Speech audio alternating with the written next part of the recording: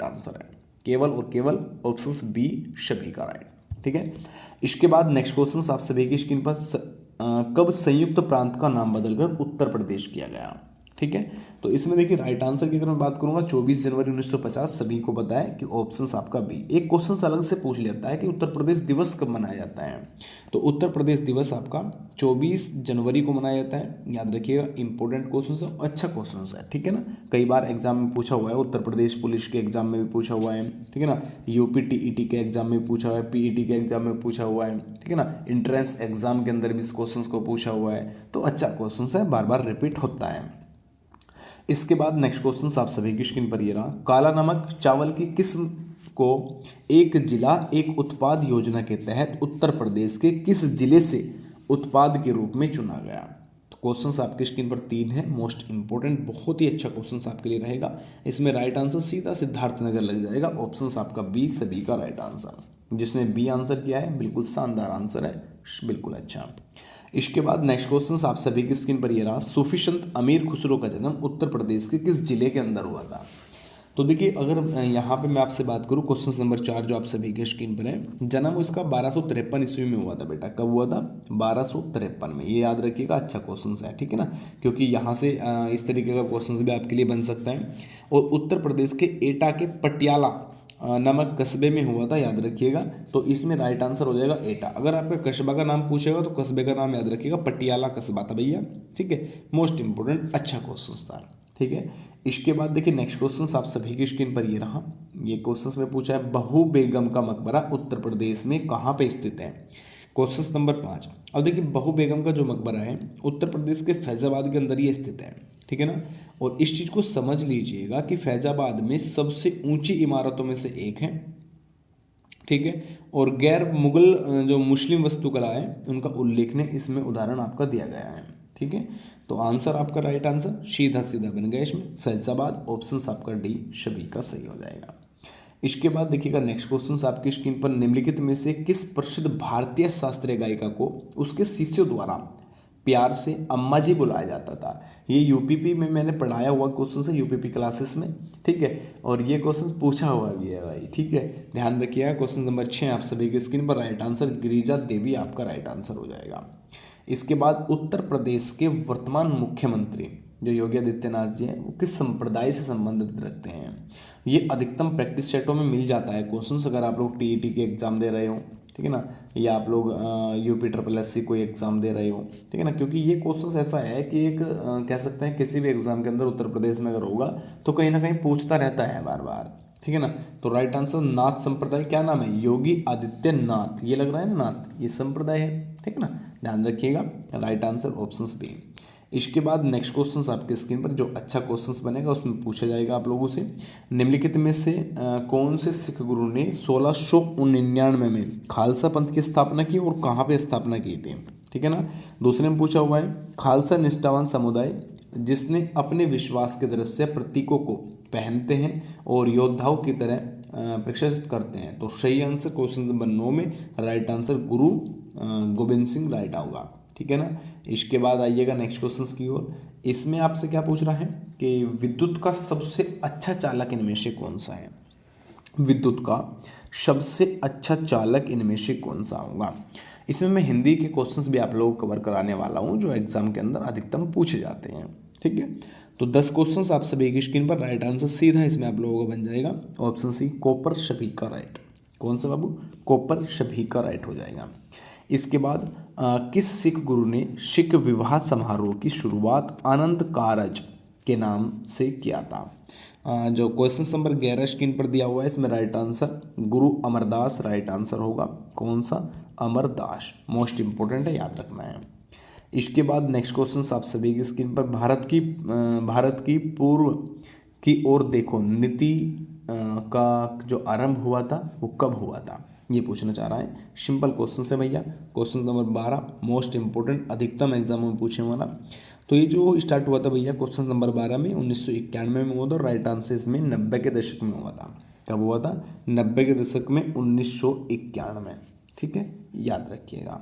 इसके बाद next question आपकी स्क्रीन पर, भारत में सर्वप्रथम 2 अक्टूबर 1959 में पंचायती राज व्यवस्था कहाँ से आरंभ किया गया था।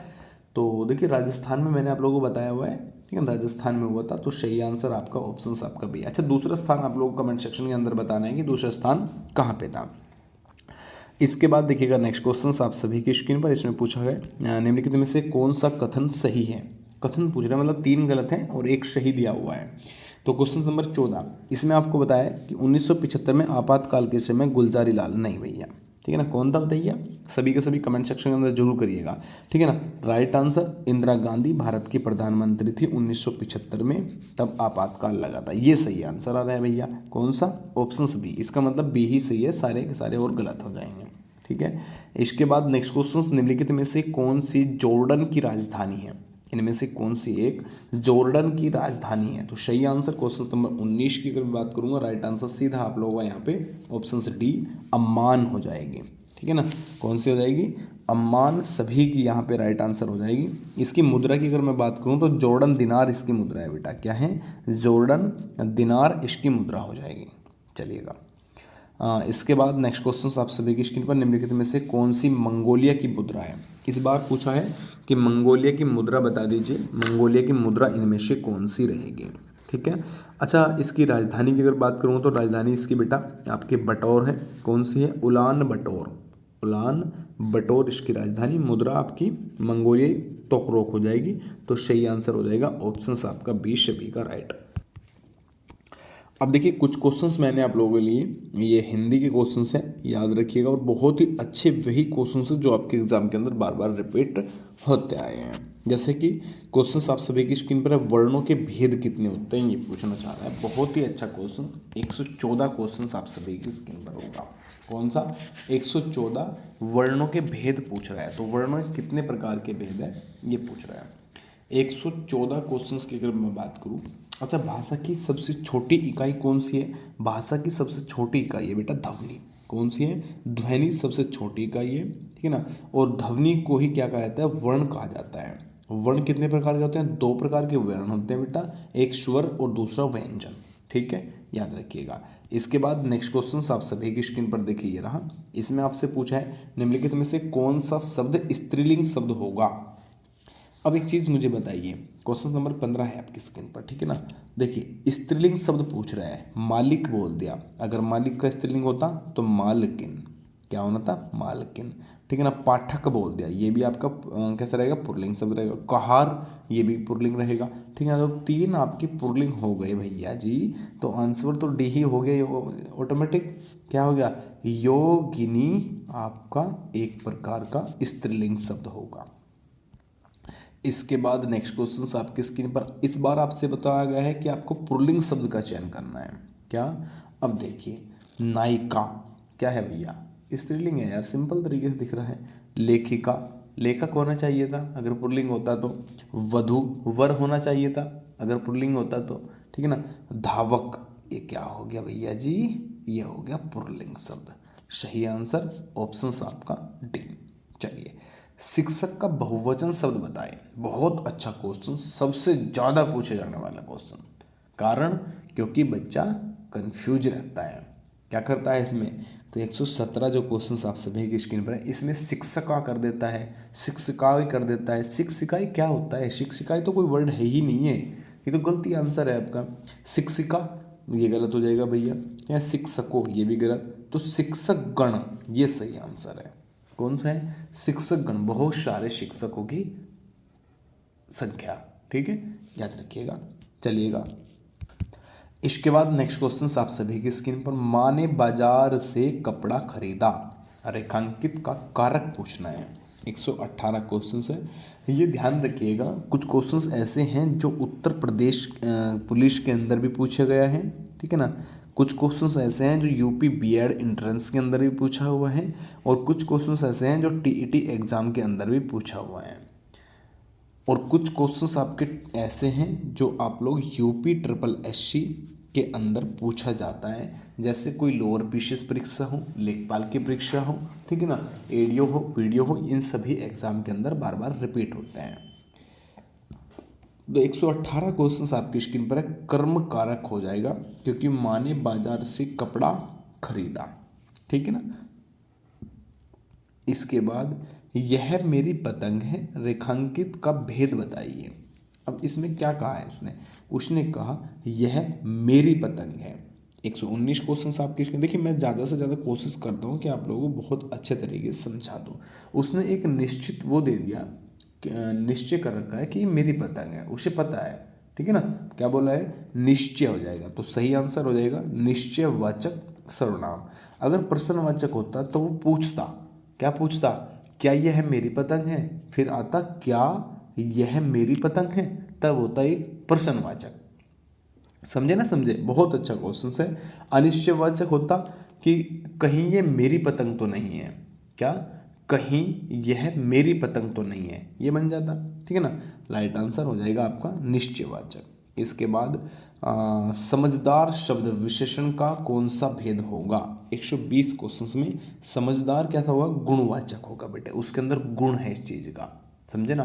थोड़ा सा हिंदी को भी इस तरीके से समझो कि एक लेवल रखो कि वो पूछना क्या चाह रहा है। हिंदी तो सबसे अच्छी हमारी मातृभाषा है, ठीक है ना। अगर इसमें भी नंबर ना बना पाए तो भाई साहब जिंदगी नत्तर हो जाएगी बिल्कुल, समझे। तो राइट आंसर क्या हो जाएगा, समझदार में क्या हो जाएगा आपका राइट आंसर ऑप्शन डी गुणवाचक हो जाएगा। चलिएगा नेक्स्ट क्वेश्चन।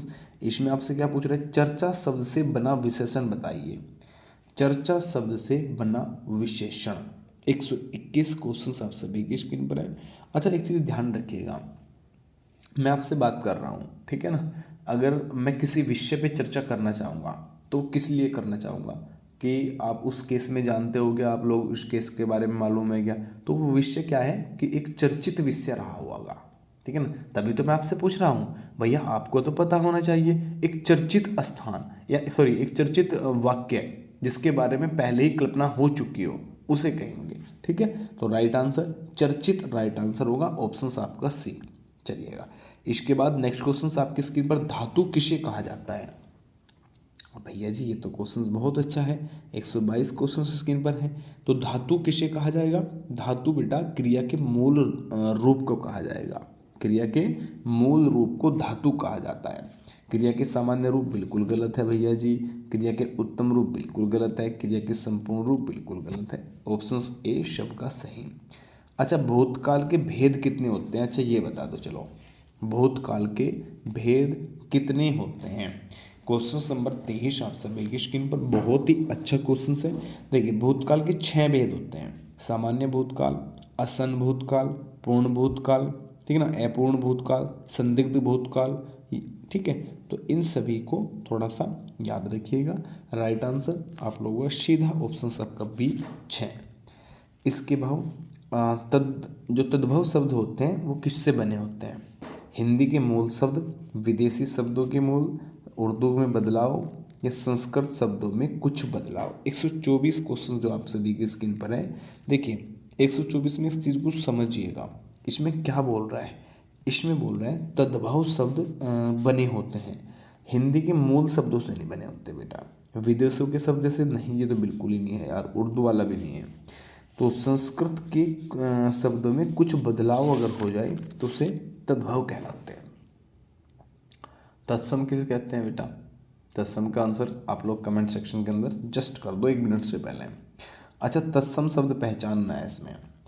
अब देखो मैंने आप लोगों को बताया था कि तत्सम शब्द होते हैं संस्कृत के शब्द, ठीक है। हिंदी शब्द वे होते हैं जो हिंदी के शब्द होते हैं, ठीक है। जैसे कि अगर बात करूँ 125 क्वेश्चंस पर मैं निंद्रा दे रखा है, निंद्रा का मतलब क्या है, नींद, तो ये निंद्रा कैसा हो गया, संस्कृत का शब्द हो गया भैया, तो ये तो तत्सम है बिल्कुल, ठीक है। अगर यहीं पे आंसर दिया होता नींद, क्या नींद, तो ये बेटा तत्सम नहीं है, ये तद्भव शब्द हो गया, समझे ना। तो सही आंसर ऐसे शब्द जो संस्कृत के शब्द हैं, ठीक है, और हम नॉर्मली यूज करते हैं उन्हें तद्भव तत्सम के रूप में पहचान सकते हैं, ठीक है। चलिए अधिकतम इन्हें पहचानने की एक ट्रिक मैं पहले ही बता चुका हूँ, जैसे कि अधर रे है, अध कै है, च है, छ, जैसे कि इसमें समझ सकते हैं, जिसमें बोल रहा हूँ वर्णा हो गया, ठीक है ना, या आप लोग कह सकते हैं वर्ण हो गया, ठीक है, वर्ण हो गया। तो ये जो रे है ये अधिकतम ऐसे में लगता है कि तत्सम में लगता है, आधा कै लग गया, आधा च टै ठै डै डै डै संयुक्त व्यंजन कुछ भी, ठीक है ना, ध्यान रखिएगा, बहुत अच्छा क्वेश्चन है। इसके बाद नेक्स्ट क्वेश्चन आप सभी की स्क्रीन पर, पर्यायी शब्दों का समूह सही नहीं है। पर्यायी शब्दों का कौन सा समूह इनमें से सही नहीं है। 26 क्वेश्चंस, बहुत अच्छा। तो इसमें राइट आंसर हो जाएगा, देखिए दिए गए समूह में पहाड़ है, पर्वत, पुस्तक पर्यायी समूह नहीं है। पहाड़, पर्वत और पुस्तक